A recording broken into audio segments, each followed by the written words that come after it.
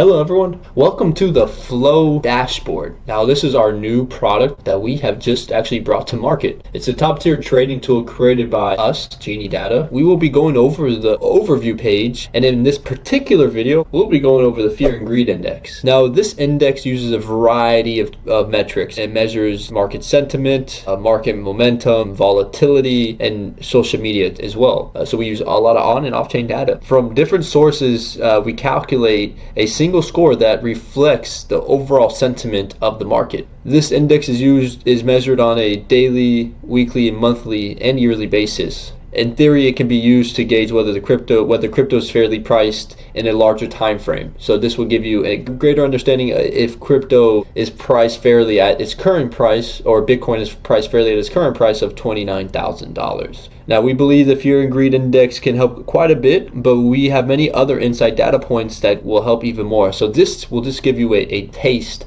what our overview page can give you. In our next couple videos we have of our overview page with daily market tide, top gainers and top losers, and top relative volume, all of these different insight and data metrics will really be able to give you a full idea of how our marketplace can actually help you out. So we check out those videos as well. We'll have those preceding this one. So hang in tight and we'll bring that one to you relatively shortly.